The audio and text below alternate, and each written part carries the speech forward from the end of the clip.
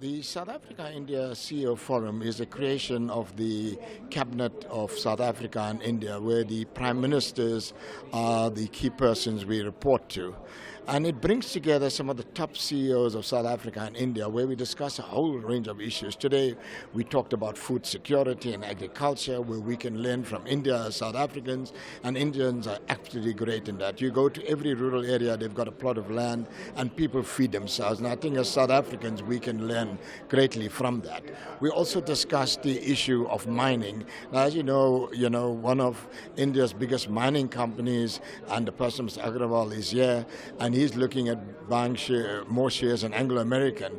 And Indians are big in mining, whether it be coal and diamond. And we believe that a lot more Indian companies are going to come into South Africa, and that could be an area of cooperation. And you're looking at a whole new mining charter we talked about. And we also discussed the issue of the land expropriation. And we explained, because sometimes we're going to make sure that our Indian counterparts are not scared about the issue of land without expropriation. We discussed it. We expressed President Ramaphosa's view on how it's going to be done. And they accepted the fact that they got to be, because of the apartheid problems in South Africa in the past, we need to address those real issues. And India has been very, very sympathetic to South Africa. We go back many, many years. We've been tied at hips. We're one of the first countries that fought for us in the apartheid days. They brought sanctions against South Africa. And when you look at the business areas, and we talked about the issues of direct flights, our Indian colleagues are not happy that there's no direct flights from Johannesburg to India. And we believe, we've had discussions with various stakeholders, and we think when President Ramaphosa and Prime Minister Modi have the discussions in June during the BRICS conference, that issue is going to be addressed, and we think an announcement is going to be made. There was the issue of visas discussed also, because as much as India's CEOs and business people get visas very quickly, they believe the skilled staff, it takes longer. It's something that we'll be addressing with the relevant ministers to see how we could help that. And we looked at the issue of energy. India is very good at coal and solar and wind power, and we've asked them to get more involved in the opportunities in South Africa. South Africa is going to be developing 2 more coal opportunities, and we believe that the Indians should be there to get involved. And the big talking point was education. In South Africa, we can learn from India. India's got a mega population, and they are a world expert in terms of distance education. And we talked about that and how their expertise can be used to uplift South Africans, and especially in the education sector. The issue of manufacturing, India is very good at manufacturing. We had our discussions, and we're making proposals to the ministers. We talked about banking and finance, because that's a major issue in South Africa. And we will be presenting a document tomorrow morning at 8 a.m. We're meeting Minister Rob Davies and his counterpart from India, where we're putting forward these proposals, and to see so that they can take it to their cabinets and their presidents and prime ministers to say, this is how the CEOs of South Africa and India believe, where we could improve cooperation and the weaknesses of both countries can be addressed.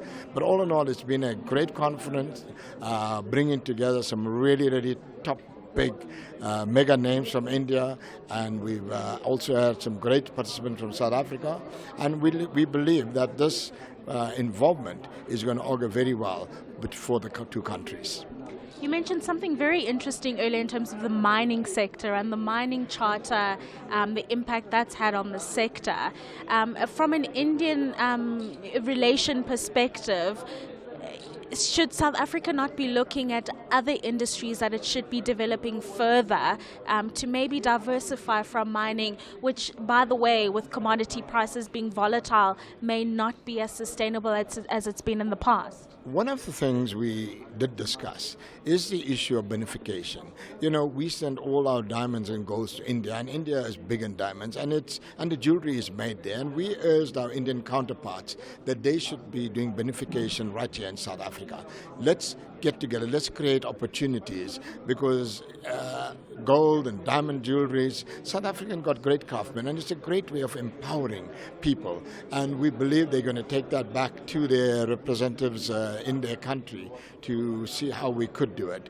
We also talked about issues like mining equipment and the matter of the BE status in South Africa. The Indian companies don't have a problem. They realize they have to comply, and they just need guidance. And sometimes when foreign investors come here, I think we fail to guide them in it. And it's something we're going to address with the DTI of South Africa to say, let's get our foreign investors right up front, said this is how it works. So people must not feel threatened about our BE policies, and that's something that we discussed extensively today.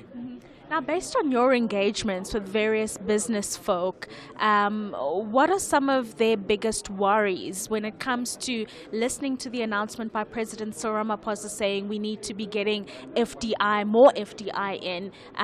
Apart from policy certainty, what are the biggest worries of foreign direct investors? Well, let me just talk about the fact. Firstly, our Indian counterparts believe South Africa is a great investment destination. They are satisfied with the political stability, and we are getting big foreign direct investments. I mean, there are some figures that I could not, that were talked in confidence today, but there are some big plans for investment in South Africa from Indian companies. And we believe they look at South Africa in a positive way. They see South Africa as a great destination. They see South Africa as the entry point to the rest of Africa. And I think we hope that there will be great relationships between President Ramaphosa and Prime Minister Modi, because when the relationships at the leadership level is strong and great, that permeates into more jobs and more investments between the countries. And we are very hopeful that during the BRICS conference, that relationship between President Ramaphosa and Prime Minister Modi is going to be bonded in such a strong way, given our historic past, that we actually become stronger ties with India.